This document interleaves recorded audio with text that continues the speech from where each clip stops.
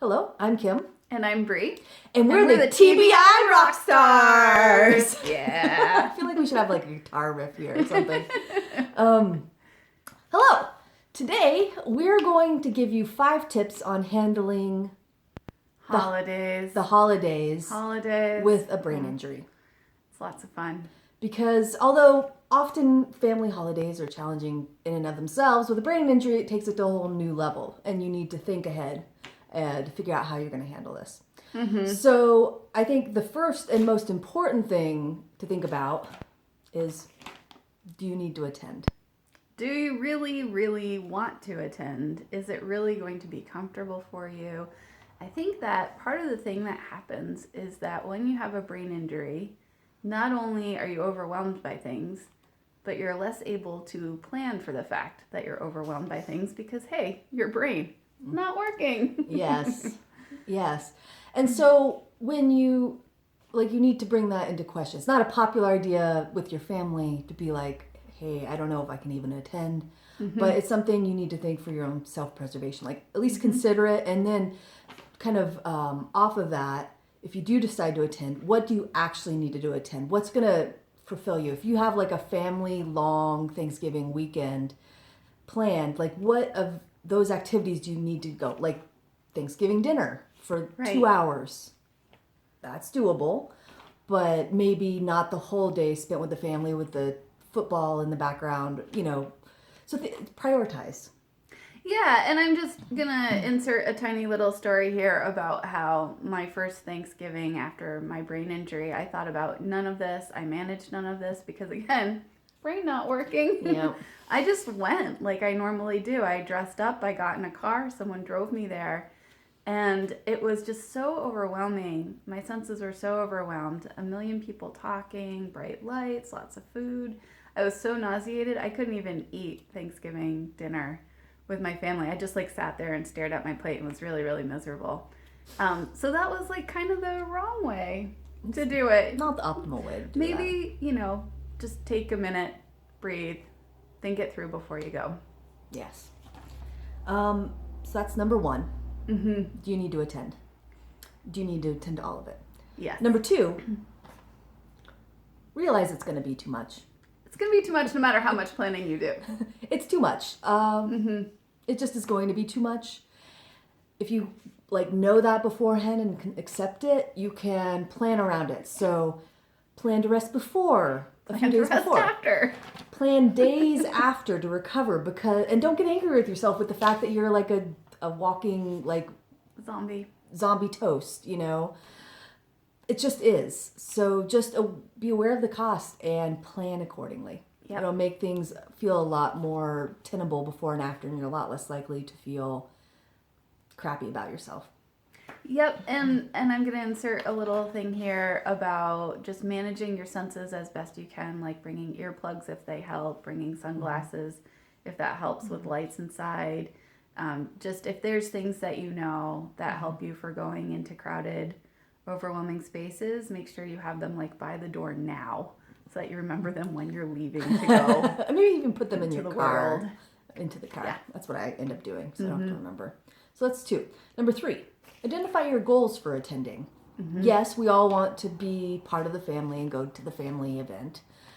What specifically do you want to accomplish? So are there specific people you want to be sure to talk with or be seen by, Grandma who's 105, you want to make sure to say hello and have a meaningful moment with her, or Uncle Fred who maybe you'll have a connection for you on a job you're looking for, what do you want to do? Mm-hmm. What do you want to accomplish? Because I find if I show up to a loud, stressful, emotionally stressful, environmentally stressful event without specific concrete plans of what I want to accomplish, I don't accomplish anything. I kind of wander around in a daze. Just sort of drift. Drift. That's a good, I kind of blow this way and blow that way. And whoever if someone attaches themselves to me, suddenly what I want becomes whatever they decide needs to happen. So if I don't fix in my mind or actually write down what needs to happen, I can't make sure it happens. It's good to have a plan that way too, if you can. And you can even write it down and put it in your pocket. It's fine. Like, do what you got to do. Recommended. Actually, I would recommend you write that down. Like, really. So that's 3. Number 4. Have an exit strategy. Both minor and major. So minor being plan beforehand or maybe talk with whoever's hosting. Exactly. Where can you go that's going to be quiet? Where can you go to be away from people where you can close the door and just like relax for a minute or an hour and have it be okay? Exactly.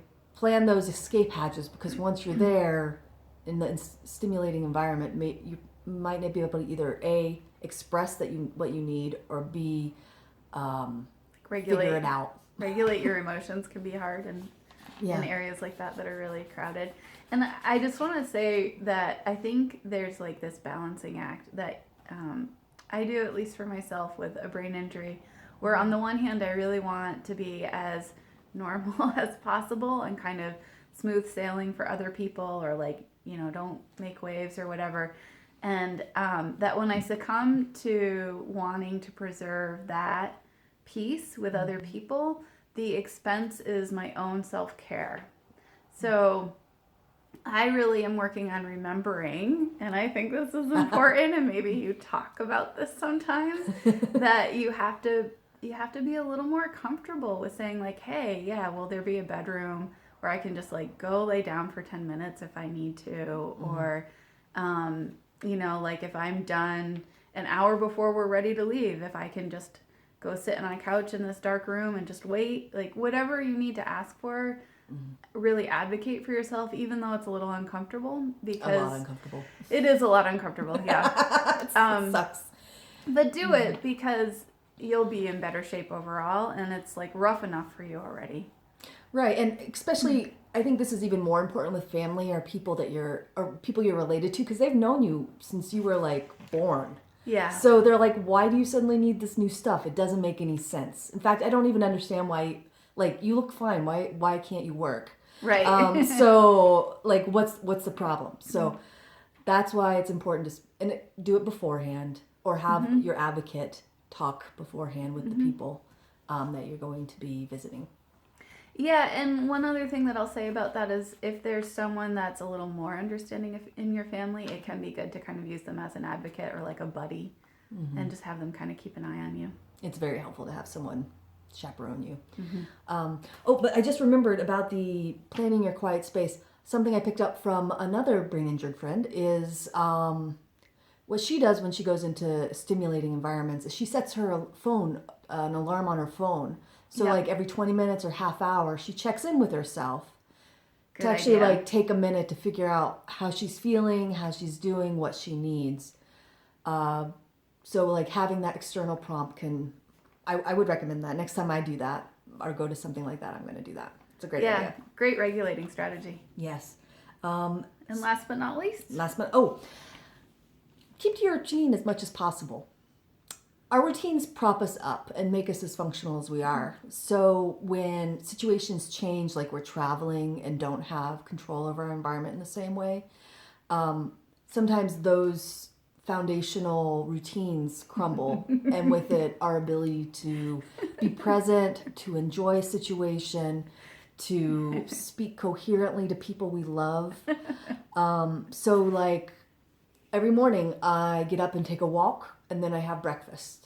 And I have oatmeal for breakfast, in case you're wondering. And I have that every single day, regardless. And when we travel, I take my oatmeal with me, and I have that for breakfast anyway. Yeah. Because I take my walk, and then I have my breakfast. And both of those things are good for me, and they make the rest of my day possible. Exactly. So whatever you do to kind of keep yourself regulated, it's best to keep doing it, because you don't want to throw yourself into this brand new dysregulating environment and then make it worse by not doing the things you normally do to keep yourself regulated. It's just a double whammy. Yes. And take your pills at the same time. Right. Also helpful. Exactly. Just like regimented.